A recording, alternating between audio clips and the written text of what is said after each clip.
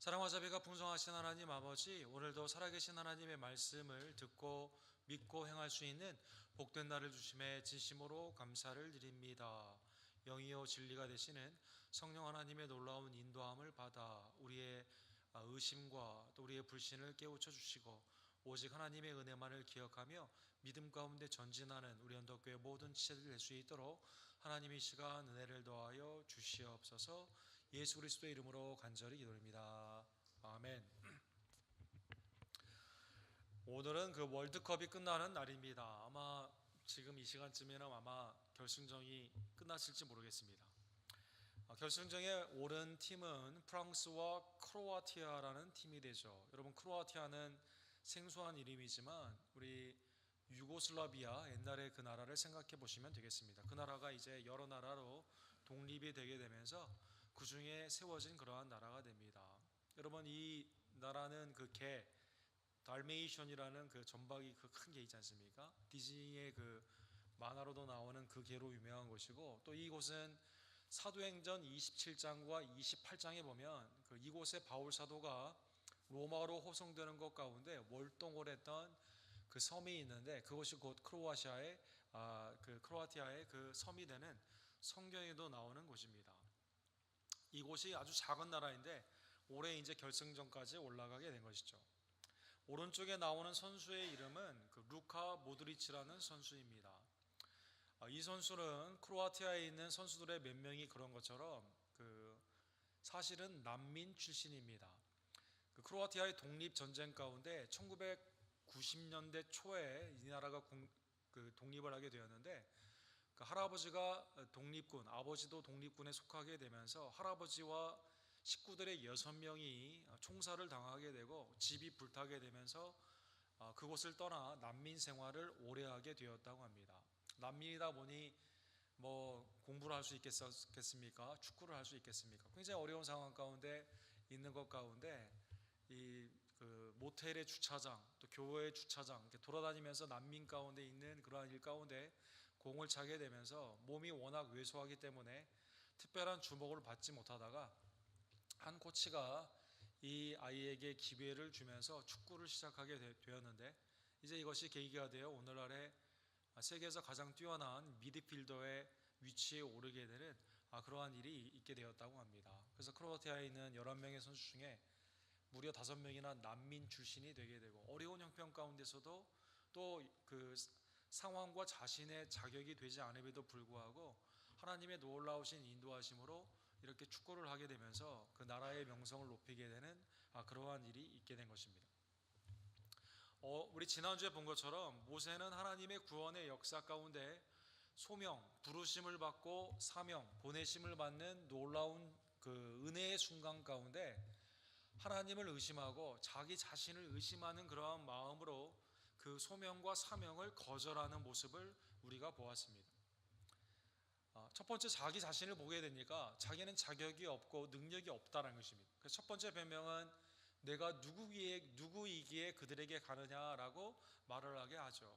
이때 하나님께서 반드시 내가 너와 함께하고 너는 내가 하는 그 말만 하면 되기 때문에 걱정하지 말라라고 하나님의 임재, 임마누엘의 은총으로 그를 설득하여 주시게 됩니다. 아브라함의 하나님, 이삭의 하나님, 야곱의 하나님만 알고 있었던 모세가 그러면 이스라엘 민족에게 누가 나를 보냈습니까? 이름을 물으면 뭐라고 할까요? 라고 하게 되었을 때 두 번째 그 거절의 변명을 하나님께서는 신명사자 테트라그라마톤, 오늘날의 여호와라는 이름을 스스로 있는 자다라는 말씀을 통해 그에게 알려주십니다. 세계를 만드시고 운영하시며 완성하시는 하나님은 그 누구에게도 의존하지 않고 단독으로 계신 분이다라는 것입니다. 세 번째로 나는 입이 뻣뻣하고 혀가 둔하여 말을 못한다라고 말을 하게 되죠. 변명에는 여러 가지 말을 하지만 하나님의 복음의 사역 가운데는 핑계로 말을 하지 못한다고 하게 되었을 때 내가 벙어리도 만들고 맹인도 만들고 말하는 자도 만들고 보는 사람도 만들었기 때문에 창조자인 나를 믿고 형 아론을 붙여줄 테니 너는 가서 담대히 복음을 증거하라고 말씀하여 주십니다. 네 번째로 그는 내가 가서 말을 한다 하더라도 바로뿐만 아니라 이스라엘 민족조차도 하나님의 말씀을 믿지 않을 거다라고 부정적인 확신을 합니다. 이때 하나님께서 이스라엘을 믿는 그것은 나에게 속해 있으니 너는 가라라고 말씀하여 주시게 되는 것이죠. 하나님은 이러한 일 가운데 모세를 끊임없이 설득하며 여러 이적을 보여주시게 됩니다. 그 중에 대표적인 이적이 오늘 본문 4장 2절에서 3절에 나온 것인데 지팡이를 던지라는 것입니다. 모세가 나이 80세에 40년 동안 미디아의 광야에서 목자로 있었던 자기의 생업이 되었던 지팡이를 던지게 되죠. 지팡이를 던지게 되니 뱀이 되게 됩니다. 그리고 그 뱀을 다시 잡게 되니 지팡이가 되게 되는 것입니다. 또 6절에 보게 되면 네 손에 있는 손을 품 안에 넣어보라는 것입니다. 빼보니 손이 나병이 생겼습니다. 다시 넣었다가 빼보니 이제 정결하게 되었습니다. 자기의 삶 가운데 있었던 중요한 손조차, 지팡이조차 하나님의 권세 아래 있는 것을 하나님께서 그에게 알려주시게 되는 것입니다. 사랑하는 성도 여러분, 오늘 본문의 기적은 나일에 있어서의, 특별히 바로에 있어서의 여러 우상을 대적하는 전지전능하신 하나님의 신앙을 가르쳐 주는 것입니다. 여러분, 바로는 태양의 아들로 특별히 그 이집트의 코브라, 이집트의 뱀들을 섬기는 그러한 그 우상의 나라였죠. 그래서 바로의 이집트의 왕들이 가지고 있는 그 흉상을 보게 되면 다 앞에 뱀들이 있게 됩니다. 모세가 아론을 통해서 지팡이를 나중에 던지게 되었을 때 뱀이 되거든요. 이때 바로의 술객들도 던지게 됐을 때 지팡이를 던지면 뱀이 되게 되는 것을 통해서 당시의 뱀은 이집트의 애굽에 있어서의 가장 중요한 우상이 됨을 알 수가 있습니다. 그런데 아론이 던진 그 지팡이의 뱀이 이 바로의 뱀들을 먹게 되는 그 사역을 통해서 하나님이 이 바로의 권세 이상의 권능자이시고 살아계신 하나님이심을 보여주시게 되는 것입니다.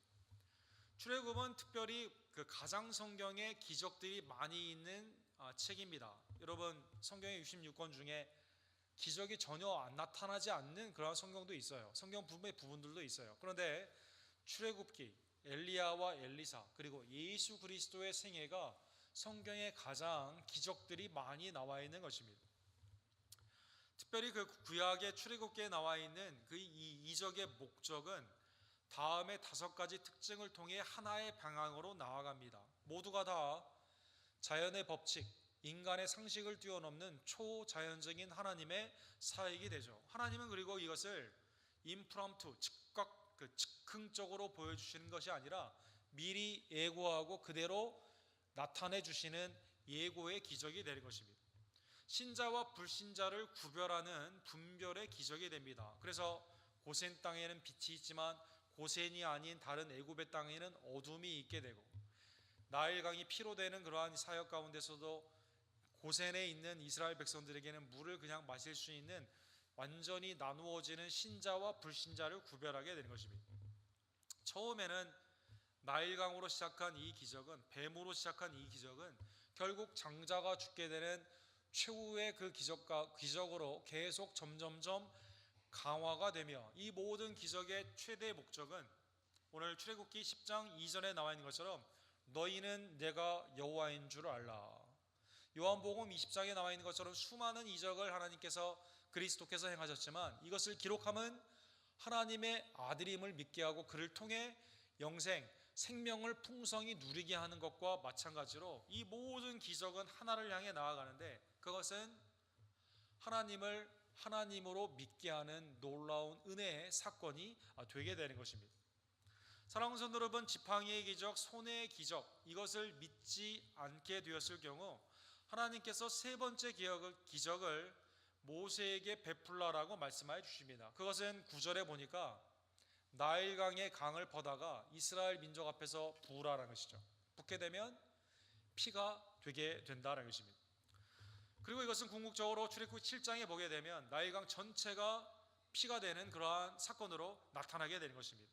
구글의 인공위성 사전에 보게 되면 오늘날에도 제일 확실하게 잡히는 인류의 지구의 강 중에 여러 강들이 있지만 나일강을 볼 수가 있습니다. 특별히 북쪽을 향해 나아가는 이 강은 이디오피아로 시작하여 델타, 이 카이로의 중심으로 나아가는 큰 강으로 아프리카의 젖줄 세계의 수많은 광물과 농산물들이 여기에서 나오고 있는 것입니다. 그래서 도시들이 여기에 쭉 이렇게 발달이 되어 있습니다. 그래서 이 불빛에 쭉 있는 그 부분들이 다 나일강의 영향을 받는 그러한 길이 됩니다. 나일강이 물이야 되는데 피로 변한다? 이거는 뭐 한두 사람이 아니라 아프리카 북쪽에 있는 모든 인류에 있어서 재앙이 되는 그러한 사건이 되게 되는 것입니다. 여러분, 화장실에 갔는데 세수를 하러 손을 씻으러 갔는데 물을 틀었는데 피가 나온다고 생각해 보십시오. 쌀을 씻으려고 솥에 밥을 쌀을 댔는데 그게 피라고 생각해 보십시오. 이거는 뭐 굉장히 큰 사건이 되게 되는 것이죠. 그래서 앞에 두 사건, 지팡이나 손의 그 기적의 사건, 지엽적인 사건을 믿지 아니하면 다음과 같은 사건, 나일강의 큰 기적을 너희가 보여주게 되면 아마 그들이 믿게 되리라라고 말씀하여 주게 됩니다. 그리고 이 기적을 행할 때 하나님께서 하나님의 임재를 상징하는 사건으로 지팡이를 허락하여 주십니다. 그래서 오늘 본문의 17절과 20절에 보면 너는 이 지팡이를 손에 잡고 이곳으로 이적을 행할 것이니라. 40년의 미디안의 광야에 여러분 여호와는 나의 목자시니 그의 지팡이와 막대기가 나를 안위하리라. 목자들이 가지고 있는 나의 생업의 지팡이를 이제는 내려놓고 하나님이 주시는 새 지팡이를 가지고 이제 애굽에 가서 이 기적을 그는 행하며 하나님의 중보의 기적을 이제 나타나 보여주시게 되는 것입니다. 그래서 오늘 본문 20절에 보니까 애굽으로 가게 되었을 때 모세가 다른 지팡이가 아닌 자기의 평소에 가지고 다니는 지팡이가 아닌 하나님의 지팡이를 잡게 된 것입니다. 모세가 그의 아내와 아들들을 나귀에 태우고 애굽으로 돌아가는데 모세가 하나님의 지팡이를 손에 잡았더라. 이제 하나님의 지팡이를 그가 손에 잡게 된 겁니다. 그동안 가지고 다니던 그 목자로서의 지팡이를 내려놓고 하나님의 지팡이를 들고 이제 믿음 가운데 나아가게 되는 것이죠. 그리고 그 지팡이를 출애굽기 7장에 보면 나일강을 치게 되었을 때 물이 피가 되게 되는 하나님의 능력이 그 지팡이를 통해 나타나게 되는 것입니다. 사랑하는 성도 여러분, 지팡이는 당시에 나의 인생을 상징하며 나의 소유, 나 자신을 잇대어 있게 하는 중요한 도구가 되는 것이었습니다. 창세기 32장 10절에 보면 지팡이에 대한 표현이 이렇게 잘 표현이 되어 있어요.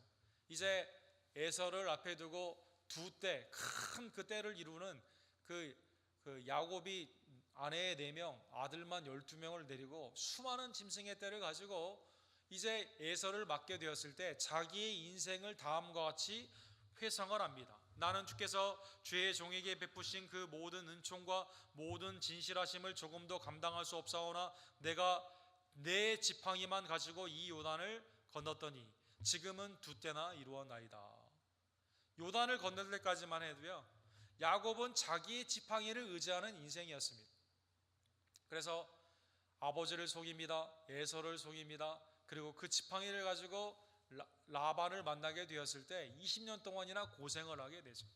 내 지팡이를 의지하고 내 삶 가운데 나아갔을 때는 형통하지 못하다가 하나님의 놀라우신 은총 가운데 하나님의 은혜로 이제 예서를 맞는 그 삶 가운데 풍성한 그 결실을 거둘 수 있었으며 더 놀랍게도 그 다음에 보게 되면 32장 후반부와 33장에 보게 되면 하나님이 예서를 통해 야곱을 용서하여 주시는 놀라운 은혜를 받게 된 것입니다.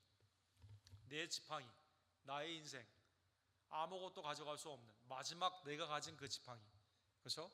창세기 38장 18절에 보면 유다가 자기의 세 아들, 두 아들이 죽게 되면서 사실 첫 번째 아들의 아내였던 다말에게 셋째를 주지 않고 다말을 집에 돌려보내게 됩니다. 그리고 양털을 깎는 자들의 축제를 통해서 지나갈 때 여자가 창녀인 줄 알고 그에게 하룻밤을 자도록 제안을 하게 되는 것이죠. 이때 이 창녀가 이렇게 말을 합니다. 나에게 이 주민등록증과 같이 당신의 소유물, 가장 중요한 당신임을 알게 하는 소유물을 달라는 것입니다. 그것이 뭐냐? 당신의 도장과 당신의 지팡이다라는 것입니다. 그래서 유다가 그것을 맡기고 이제 하룻밤을 자게 됩니다. 나중에 알고 보니 그 여인이 임신을 하게 되었어요. 임신한 그 여인은 다름이 아닌 며느리였던 다말이 되게 되는 것입니다. 지팡이는 나를 상징하는 나의 인생이며, 지팡이는 나의 삶 가운데 내가 함부로 주어서는 되지 않는 그러한 모습인 것입니다. 그런데 오늘 본문에 하나님께서는 모세를 통해 그토록 소중한 나의 인생을 상징하는 그 지팡이를 놓아라라는 것입니다. 그리고 새 지팡이, 하나님의 지팡이를 너는 가져라라는 것입니다. 그래서 모세가 이제 자기의 아들들 둘, 그 게르솜과 엘리에셀, 그리고 아내 십보라를 태우고 하나님의 지팡이를 가지고 애굽으로 지금 내려가고 있습니다. 우리 본문 22절과 23절에 보면 하나님의 지팡이를 잡는 그 인생의 특징을 우리에게 알려주고 있는 것이죠. 전에는 하나님이 말씀하시면 변명을 하는 내 지팡이의 인생, 그렇죠? 내 뜻대로 내 마음대로 하는 내 지팡이의 인생이었어요. 그러나 하나님의 지팡이를 잡은 인생은 하나님이 하시는 그 말씀을 세상의 환난과 세상의 많은 불신의 반대가 있다 하더라도 그 말씀을 그대로 증거하는 하나님의 말씀의 증거의 삶을 살아야만 되는 것입니다. 그래서 오늘 본문에 보면 이스라엘은 나의 장자라, 나의 장자들을 놓아주지 아니하면, 나를 대적하게 되면 너의 장자가 죽게 된다는 그 말을 너는 가감없이 바로에게 가서 증거해야만 된다는 것입니다. 하나님, 나 이거 못하겠어요. 이거 어려운 말씀이고 그 말하면 나 죽일 거예요.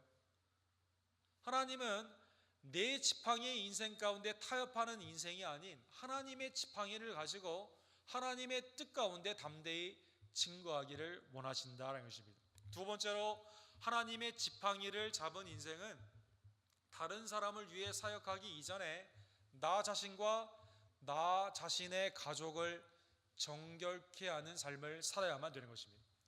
오늘 본문은 출애굽기에 있어서 해석이 매우 어려운 본문의 말씀이 나와 있습니다. 24절에서 26절에 보면 중보자와 구원자로 부름을 받는 모세가 하나님의 지팡이를 들고 나귀에 자기 식구들을 태우고 가는 과정 가운데 갑자기 하나님께서 그를 죽이려 했다는 것입니다.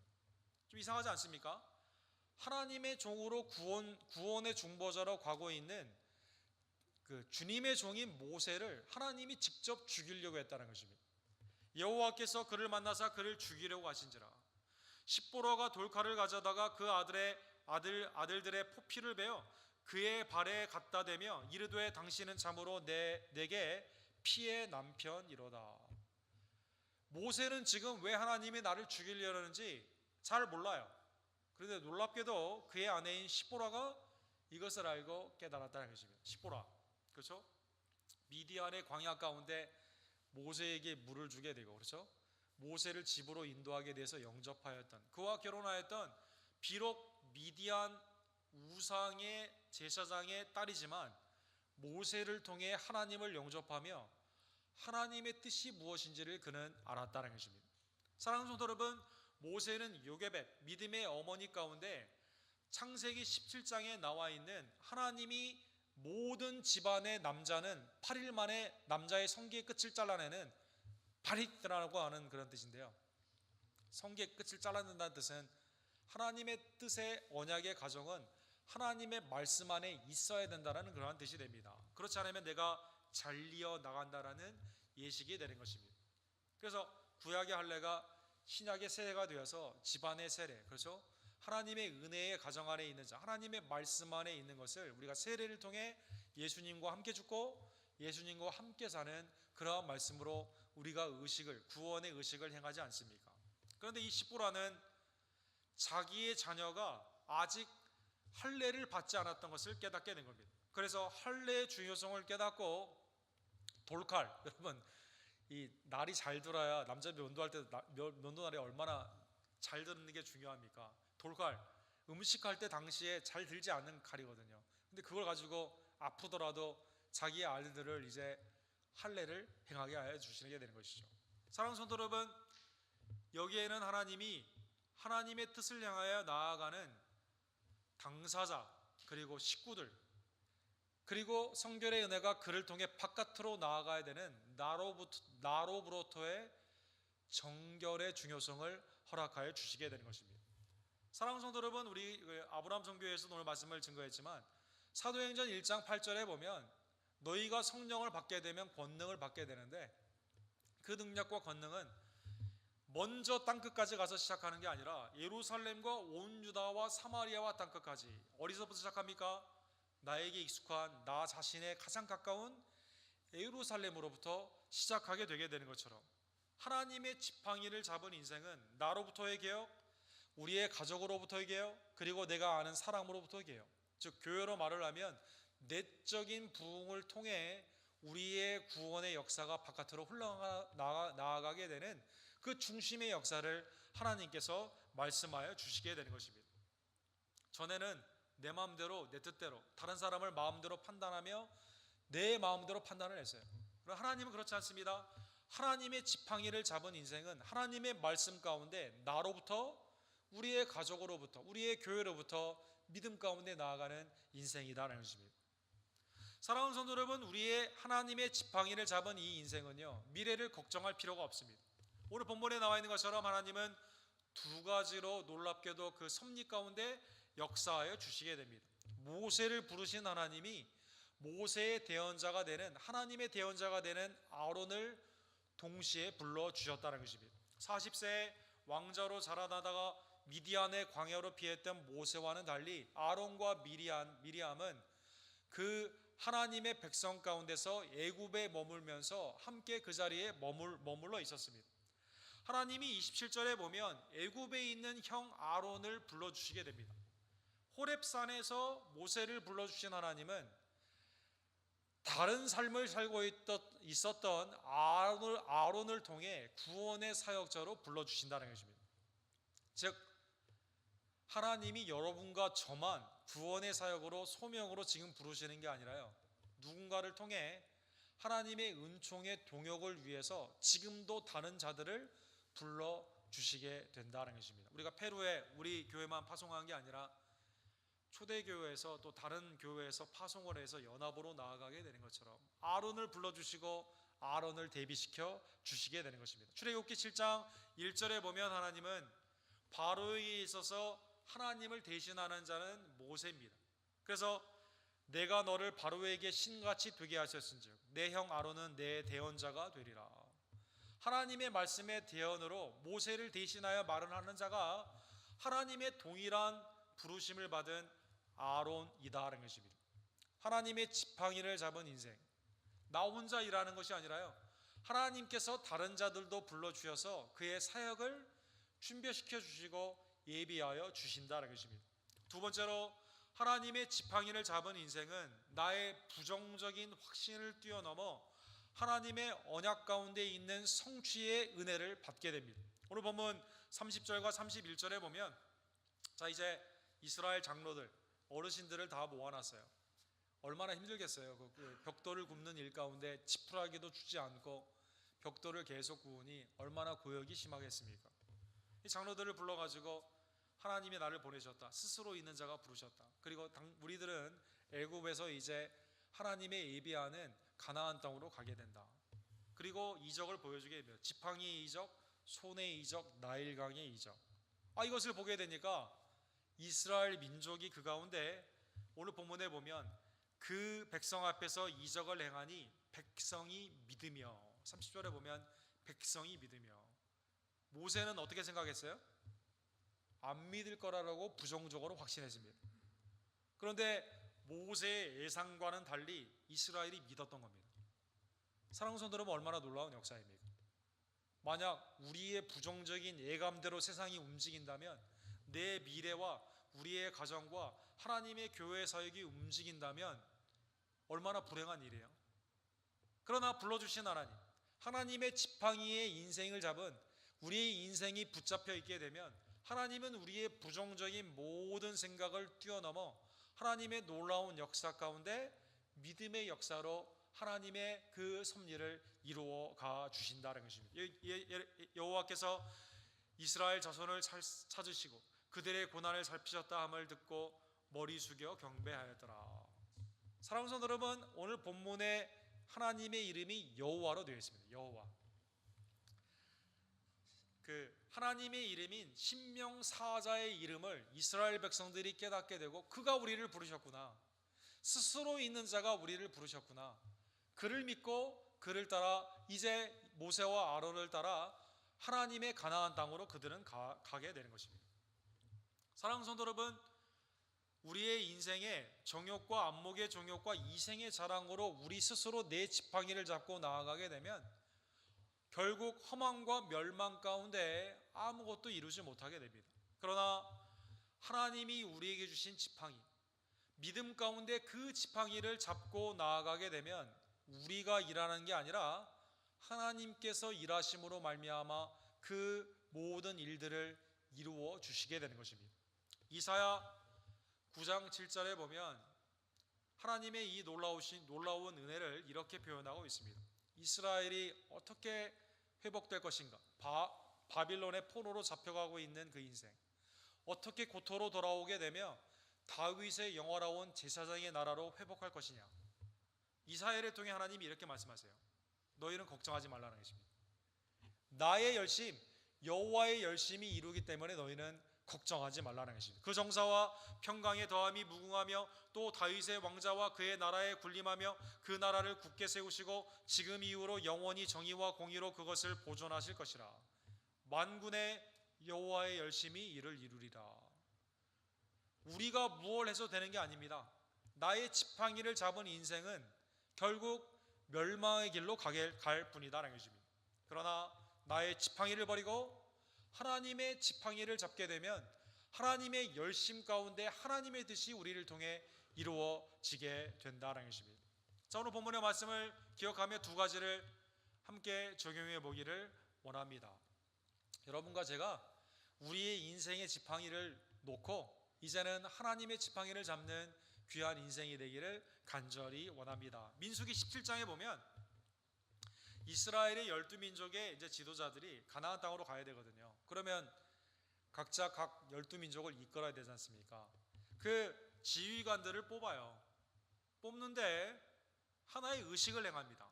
어떤 의식을 행하면요, 몸을 성결케 하고 자기가 했던 모든 것을 이제 깨끗하게 하고요, 하나님이 주시는 지팡이를 하나씩 줍니다. 모세가 이스라엘 자손에게 말하며 그들의 지휘관들이 각 지파대로 지팡이 하나씩을 그에게 주었으니 그 지팡이가 모두 12이라. 그 중에 아론의 지팡이가 있느니라. 지팡이를 다 걷어들이고요, 하나님의 지팡이를 그들에게 새로 주게 되는 겁니다.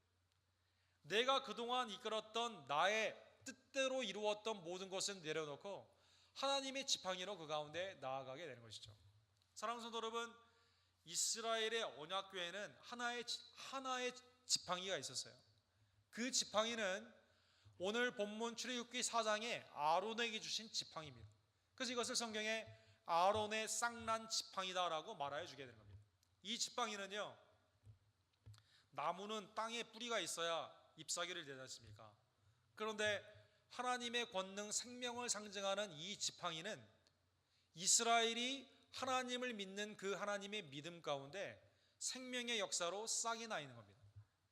그래서 만나와 더불어 십계명과 더불어 아론의 쌍난 지팡이가 있는 거예요. 이거를 들고 이스라엘이 이 지팡이를 따라 가나안 땅으로 가게 되는 것입니다. 이스라엘은 하나님의 지팡이의 인도함을 받는 겁니다. 여러분과 저도 마찬가지로 하나님의 지팡이를 잡는, 그 지팡이를 따라다니는 하나님의 백성들 되기를 간절히 원합니다. 아까 창세기 32장에 야곱이 가졌던 그 지팡이가 히브리서 11장 21절에 보면 다른 지팡이로 바뀌어 있습니다. 사랑하는 성도 여러분, 야곱이 얼마나 큰 거부가 되었습니까? 그러나 그 거부가 되었는 게 한때예요. 나중에 가나안 땅의 기근이, 우리 창세기에 우리 지금 보고 있어서 알고 있지만 가나안 땅에 기근이 있을 때는요, 먹을 게 없어가지고요, 다시 애굽으로 와서 먹을 것을 이제 구해야 되는 난민의 신세가 된 겁니다. 그리고 야곱의 자녀들 70명이 나중에 요셉의 은혜를 받아가지고 바로를 통해서 70명이 난민으로 애굽에 살게 돼요. 사랑하는 성도 여러분, 히브리서 11장에 보면 야곱의 수많은 인생의 이벤트 가운데 그에게 믿음의 사건 하나를 딱 정하는데요, 그 사건이 지팡이와 관련되어 있는 겁니다. 믿음으로 야곱은 죽을 때 요셉의 각 아들에게 축복하고 그 지팡이 머리에 의지하여 경배하였으며, 아들들을 다 축복하는데 히브리서에서는요, 므낫세와 에브라임, 요셉의 두 아들들을 축복을 했다는 것입니다. 그런데 무엇을 통해? 그 지팡이 머리에 의지하여 경배하였으며. 지금은 재산도 아무것도 없어요. 내세울 게 아무것도 없습니다. 가진 게 딱 하나밖에 없어요. 지팡이. 그 지팡이는 무슨 지팡이입니까? 하나님의 지팡이로 자기의 자녀를 하나님의 뜻 가운데 세우게 되는 축복의 그 지팡이를 하나만 갖고 있다는 것입니다. 그게 믿음의 사건이었다는 것입니다. 사랑하는 성도 여러분, 우리의 삶 가운데 얼마나 내가 많은 것을 가졌는가 중요하지 않습니다. 중요한 게 하나 있어요. 하나님의 지팡이를 가졌느냐, 지팡이를 가지 않았느냐. 하나님을 의지하고 경배하는 믿음을 가졌느냐, 믿음을 갖지 않았느냐.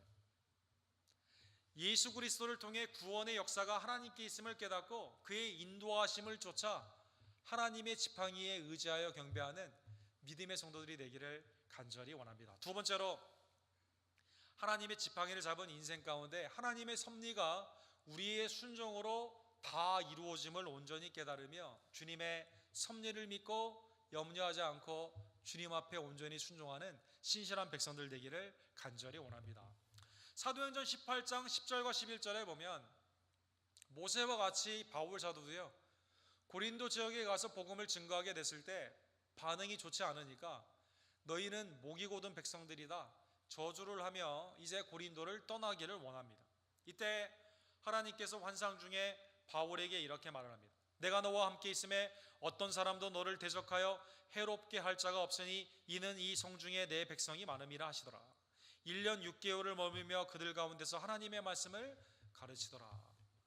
바울의 2차와 3차 선교 여행을 보게 되면 머물렀던 기간들이 다 짧아요. 에베소가 제일 길고 두 번째로 가장 긴 곳이 고린도다라는 것입니다. 왜 고린도에 오래 머물기를 원했습니까? 내 생각에는 고린도 사람이 한 사람도 믿는 사람이 없는 것 같아요. 복음을 받아들이지 않아요. 그래서 떠나려고 합니다. 이때 하나님의 환상 중에 이 성에 내 백성이 많으니까 너는 복음을 증거하라는 것입니다. 그런데 복음을 증거하게 되었는데 스데바나의 집안이 세례를 받게 되지 않습니까? 이 브루스길라와 아굴라와 같은 동일한 소명을 받은 천막을 깃는 자가 함께 있으면서 고린도에서 함께 동역을 하지 않습니까? 하루가 됩니다. 그 다음날 또 가납니다. 그 다음날 또 나갑니다. 1년 6개월 동안 거하게 되면서 하나님의 풍성한 구원의 역사, 고린도 전서와 후서의 주인공이 되는 고린도 교회가 그 가운데 세워지게 된 것입니다. 하나님의 섭리를 믿으며 나의 부정적인 판단과 확신을 넘어서서 주님의 약속의 성취를 믿고 그 믿음 가운데 나아가는 하나님의 백성들 되기를 간절히 원합니다. 요한복음 14장 1절에 보면, 요한복음 14장에 보면 예수님이 조금 있으면 내가 너희를 떠난다고 하니까 얼마나 마음이 불안해요. 이때 예수님이 이렇게 말씀하세요. 너희는 마음에 근심하지 말라. 하나님을 믿으니 또 나를 믿으라. 내가 너희를 고아와 같이 버려두지 않고 다시 오게 되니 너희와 함께 있으니까 너희는 담대히 하나님의 복음의 말씀을 증거하라고 말씀하여 주게 되는 것입니다. 그렇습니다.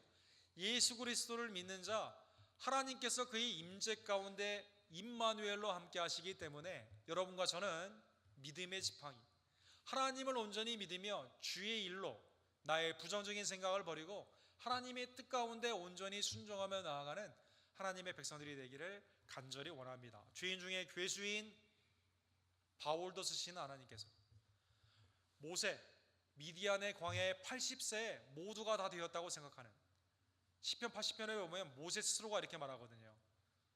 우리 인생이 70이요 강건해야 80이다. 근데 80세에 부름을 받아 120까지 하나님의 쓰임을 받았던 모세처럼 여러분과 저도 우리의 자격, 우리의 능력 가운데는 쓸 수가 없지만, 그러나 우리의 능력과 자격과 불신을 초월한 하나님의 그 지팡이를 온전히 잡으며 전지전능하신 하나님을 온전히 바라보며 믿음 가운데 나아가는 주의 백성들 되기를 간절히 원합니다.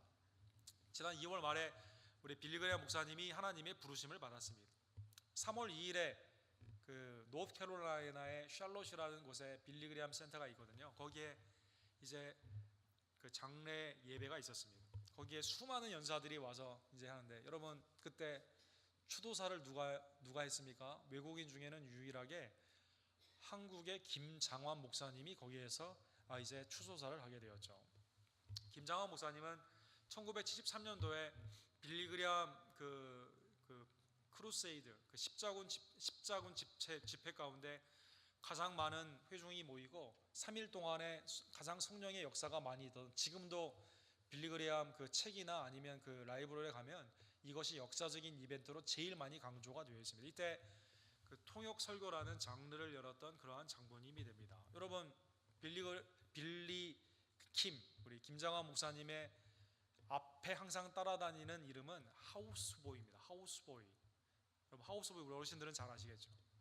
우리 김장환 목사님이 미국에 유학을 했는데 집이 부자여가지고, 아니면 그 공부를 아주 출중하게 잘해서 미국에 온 게 아니라 수원에서 무척 가난해가지고 전쟁 중에 굉장히 가난한 전쟁 고아와 같이 이렇게 자라게 되면서 미군의 그 심부름을 해주는 그러한 하우스보이였습니다. 특별히 그 상사, 그 칼 파워스라는 그 상사의 집에서 군화 닦아주고 음식 이렇게 배달해주고 또 이렇게 심부름을 하는 그러한 매우 가난한 어린아이였습니다. 피난민의 어린아이였습니다. 그런데 칼 파워스라는 신실한 이 상사가 미국에 오게 되면서 이 아이를 데려온 거예요. 자기의 자녀로 어답트를 해가지고. 그래서 공부를 시켜서 밥 존스라는 대학에 들어가게 됩니다. 거기에서 김장환 목사님의 사모님을 만나게 되고, 거기에서 이제 신학 공부, 모든 공부를 하게 되어서 한국에 돌아와가지고 이제 그 한국과 미국의 외교적인 그러한 일도 많이 하시고, 수원 침례교회 많이 부흥된 교회 아닙니까? 그 교회에서 사역을 하신 그러한 분입니다. 이 전쟁의 그 많은 고아들 중에 한 영혼을 통계로 봤다면 누가 그 아이를 데려다 쓰겠습니까? 비용의 측면으로 그 아이를 판단했다면 누가 그 아이에게 투자를 하겠습니까? 그런데 그리스도의 사랑으로 이 아이를 영접하고 이 아이의 앞길을 열어줌으로 말미암아 하나님의 놀라운 역사, 왜소하고 작았던 이 아이가 하나님의 풍성하신 역사 가운데 한국교회를 위해서, 세계교회를 위해서 빌리그레암 목사님 그 추도사까지 하는 그러한 하나님의 종이 되게 되는 놀라운 은혜가 있게 된 것이죠. 하우스보이에서 주님의 그러한 종으로 나아가게 되는. 아까 우리 월드컵에 그 난민들의 어린아이, 왜소한 이 아이, 아무도 쓰지 않는 이 아이를 코치가 이렇게 그 아이를 도와줘가지고 나아가게 되는 거죠. 사랑하는 성도 여러분, 하나님께서는 여러분과 저를 외모로 판단하지 아니하시고 또 우리의 자격으로 판단하지 아니하시고 지금 현재의 모습으로 판단하지 아니하시고, 우리가 하나님의 지팡이를 잡기 위해 나의 지팡이를 놓게 되면 하나님의 섭리와 능력이 우리 가운데 임함을 다시 한번 깨달으며 내 안에 있는 마음의 종욕, 또 우리의 육신의 자랑의 그 지팡이를 내려놓고 하나님이 주시는 그 믿음의 지팡이로 주님을 위해 나아가는 하나님의 신실한 종들이 되기를 주님 이름으로 간절히 축원합니다. 기도합시다. 사랑의 하나님 아버지, 감사합니다. 하나님, 우리는 나의 힘과 뜻과 또 나의 목표를 향해 열심히 뛰기도 하고 밤낮으로 노력을 하지만, 그러나 그 끝에는 언제나 허망한 꿈이며 마음의 괴로움과 후회가 얼마나 많이 있던지요. 나의 가정과 나의 사업과 또 우리에게 맡겨진 모든 일들이 내 뜻대로 행하게 되면 잘 되지 않을 때가 얼마나 많이 있는지요. 하나님, 이 시간 내 심령과 우리의 가정과 또 우리의 교회와 모든 직장들을 하나님의 성결의 은혜를 받아 먼저 새롭게 되는 나의 삶을 통해 주님 앞에 온전히 내어드리며 나의 정욕의 지팡이를 내려놓고 하나님이 주시는 그 은혜와 믿음의 지팡이를 이제 잡기를 원하며 주님의 신실한 온전한 그 역사를 믿고 성취를 바라보게 되며 매일의 삶 가운데 주님만을 의지하며 나아가는 하나님의 아름다운 백성들이 될 수 있도록, 주님의 지팡이를 잡는 귀한 인생이 될 수 있도록 주여 역사하여 주시옵소서. 예수 그리스도의 이름으로 간절히 기도드립니다.